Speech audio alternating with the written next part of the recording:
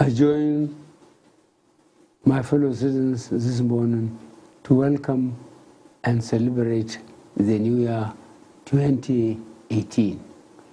This year promises to be far better in our quest for change. Unfortunately, I am saddened to acknowledge that for many, this Christmas and New Year holidays have been anything but merry and happy. Instead of showing love, companionship, and charity, some of our compatriots chose this period to inflict severe hardship on us all by creating unnecessary fuel scarcity across the country. The consequence was that not many could travel, and the few who did had to pay exorbitant transport fares. This is unacceptable, given that NNPC had taken measures to ensure availability at all depots. I am determined to get to the root of this collective blackmail of all Nigerians and ensure that whatever groups are behind this manipulated hardship will be prevented from doing so again. Such unpatriotism will not divert the administration from the course we have set ourselves. Our government's watchword and policy thrust is change.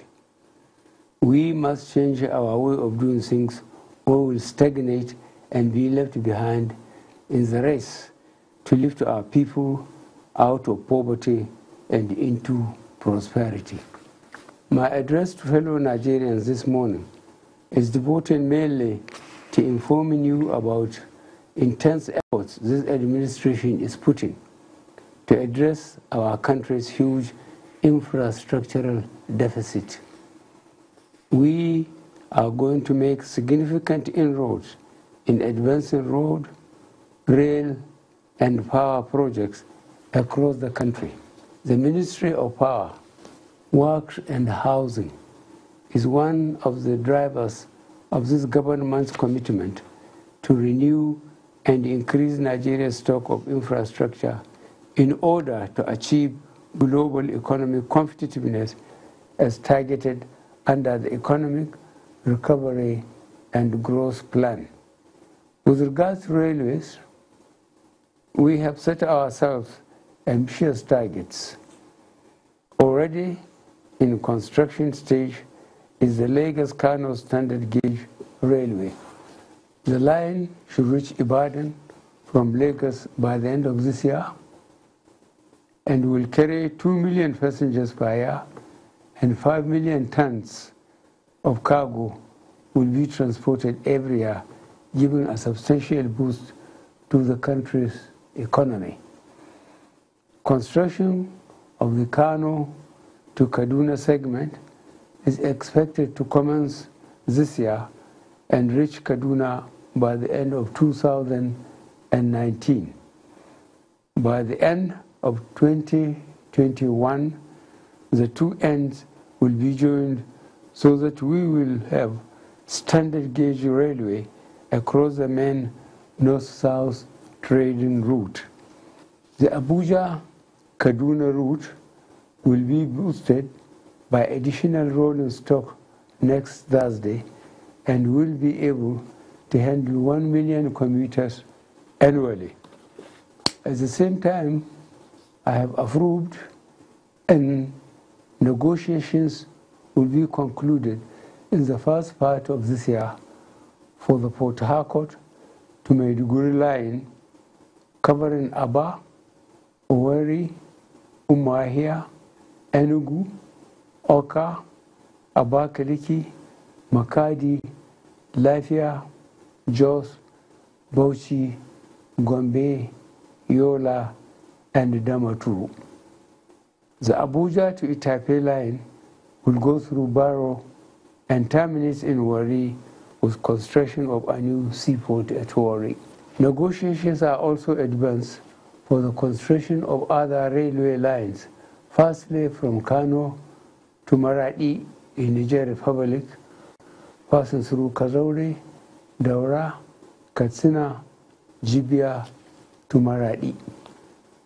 Secondly, Lagos to Calabar, the coastal rail in court, through Ore, Benin, Abo, Asaba, Onisha, Sapele, Ughelli, Warri, Yenagoa, Otoke, Port Harcourt, Aba, Uyo, and Calabar.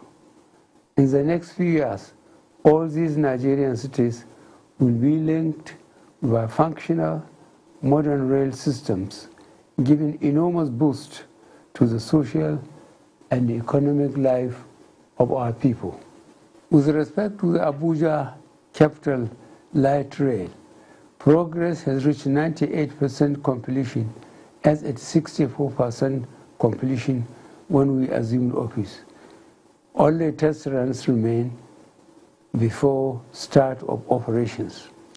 This train service will stimulate economic activities in the federal capital and provide residents with an efficient and safe transportation system.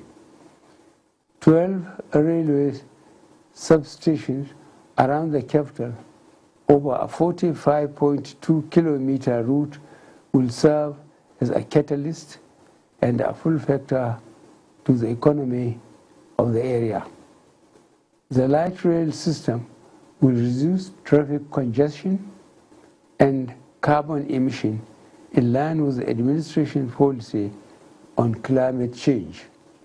Management of Federal Roads Maintenance Agency has been reconstituted and has been charged with a 12-week rapid intervention in road repairs to cover all the geopolitical zones.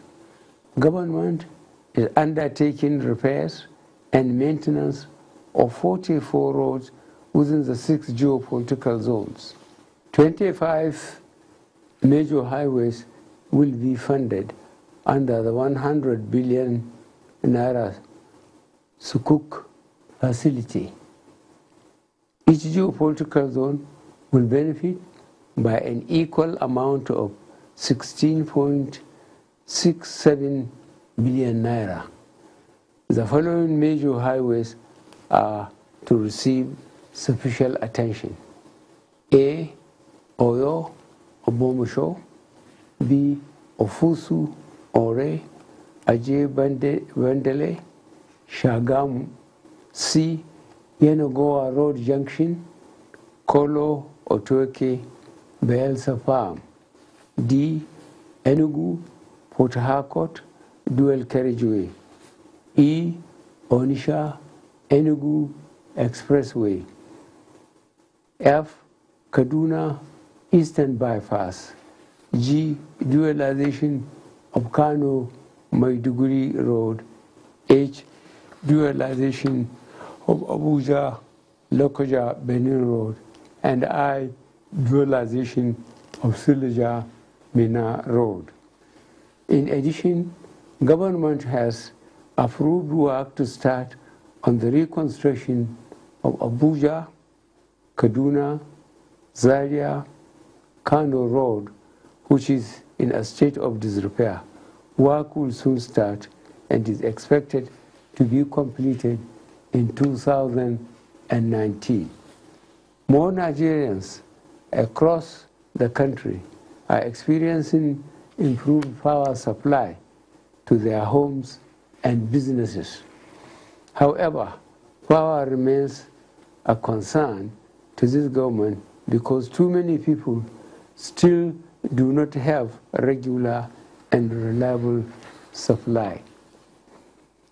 The Payment Assurance Guarantee Scheme, which started in January 2016, has enabled the Nigerian bulk electricity trader to raise so far 701 billion naira to assure generation companies of at least 80% payment for any power delivered to the national grid.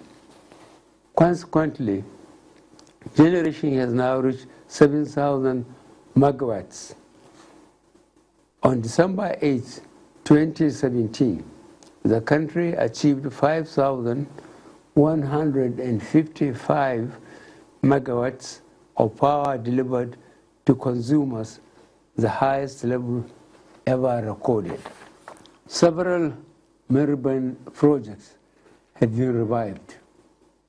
Repairs of Afan Power Station added 110 megawatts in 2017, and another 240 megawatts will be added this year through a private investment partnership.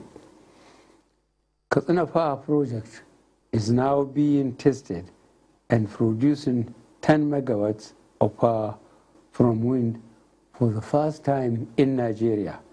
It should be fully operational this year. The Zungeru 700 megawatts hydroelectric power project, stalled by court cases, is due for completion in 2019. The transmission and other requirements to operate the 30 megawatts Gurara Phase 1 hydroelectric plant, the 40 megawatts Kashimbila hydroelectric plant, and the 215 megawatts Kaduna gas stroke LPG stroke diesel power plant will also be completed this year.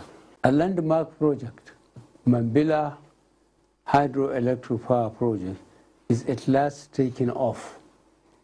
This project has been on the drawing board for 40 years, but now the engineering, procurement, and construction contract for the 3,050 megawatts project has been agreed with a Chinese joint venture company with a financing commitment from the government of China.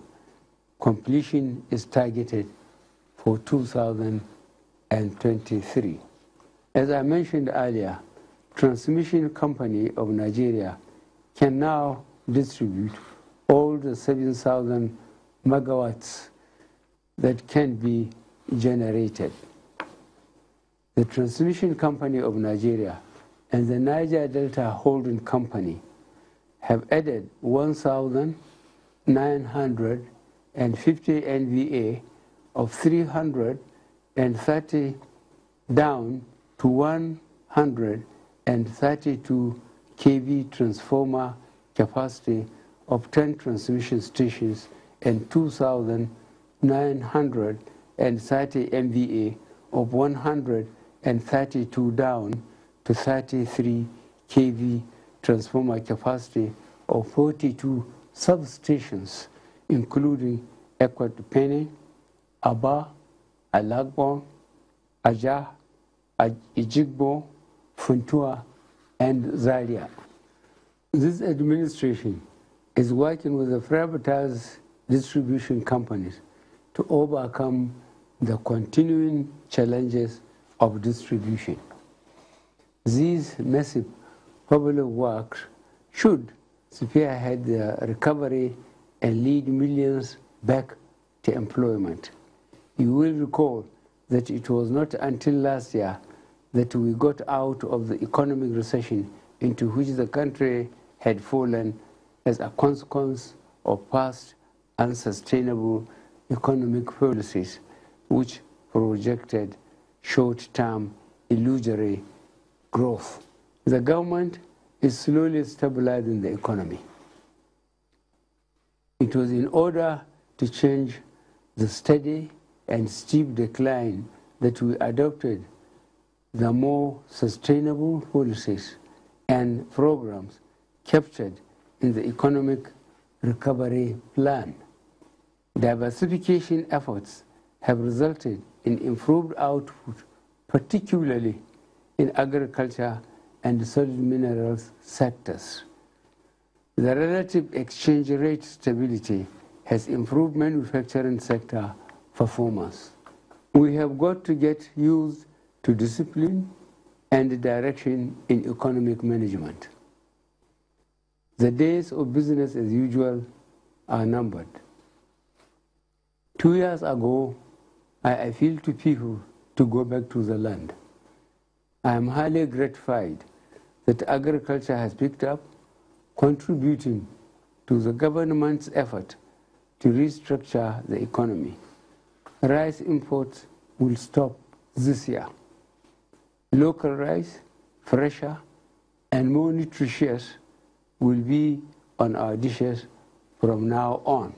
By the same token, I am today appealing to enterprising Nigerians with ideas and unemployed graduates and other able-bodied and literate men and women with ideas, not to just sit and wait for employment from the government or the organized private sector. Great nations are built by enterprising people who turn their hands to anything that circumstances dictate. In respect of political developments, I have kept a close watch on the ongoing debate about restructuring in court. No human law or edifice is perfect. Whatever structure we develop must periodically be perfected according to changing circumstances and the country's socio-economic developments. We Nigerians can be very impatient and want to improve our conditions faster than may be possible, considering our resources and capabilities. When all the aggregates of nationwide opinions are considered, my firm view is that our problems are more to do with process than structure. We tried the parliamentary system. We jettisoned it. Now there are shrill cries for a return to the parliamentary structure. In older democracies, these systems took centuries to evolve, so we cannot expect a copied system to fit neatly our purposes. We must give a long period of trial and improvement before the system we have adopted is anywhere near fit for the purpose. However, there is a strong case for a closer look at the cost of government and for the public services long used to extravagance, waste, and corruption to change for the better. I assure you that government is ever receptive to ideas which will improve governance and contribute to the country's peace and stability.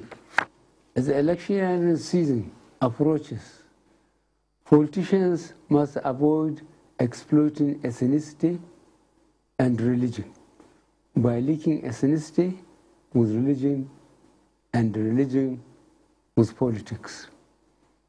Such must be avoided at all costs if we are to live in harmony. In this respect, the rest of Nigeria could learn from the southwestern states who have successfully internalized religion, ethnicity, and politics. Political discourse should be conducted with civility, decorum, and in a constitutional manner. We all have a collective responsibility to strengthen our democracy and entrench the rule of law. We should draw encouragement from the series of by-elections conducted by INEC last year, which were generally violence-free, and their outcomes adjudged to be free and fair. Before I conclude my address, I must reassure my fellow citizens that security of life and property is still top of our government's agenda. We have since beaten Boko Haram. Isolated attacks still occur, but even the best policed countries cannot prevent determined criminals from committing terrible acts of terror, as we have seen during the first years in Europe, Asia, Middle East, elsewhere in Africa and America. Our government remains determined to protect all Nigerians in line with our election pledge and promises. On behalf of all Nigerians, let me offer our thanks to the armed forces, the police, other paramilitary forces, and traditional authorities who are working round the clock to ensure that you and I go about our normal businesses in reasonable safety. Terrorism and urban crimes are worldwide phenomena, and our security forces are continuously adopting their responses to changing threats. With regard to rampant cases of kidnappings, we are taking immediate short-term measures to combat this new evil creeping in our societies. Tighter police measures and swift and severe punishment for those proved to be engaged in kidnapping are on the way. With respect to Niger Delta, government is still engaged in responsible leadership of the communities to help in identifying and addressing genuine grievances of the region. Our Clean Up program, in collaboration with the United Nations, is making satisfactory progress. I am grateful to all the governors and other political and community leaders of the Niger Delta states for their part in bringing relative peace to the areas. Finally, let me again express my heartfelt thanks to all Nigerians who prayed for me during my illness last year. I feel deeply humbled by your prayers and good wishes, and I am more determined than ever to serve you to the best of my ability. Good morning, and I wish everyone a happy new year.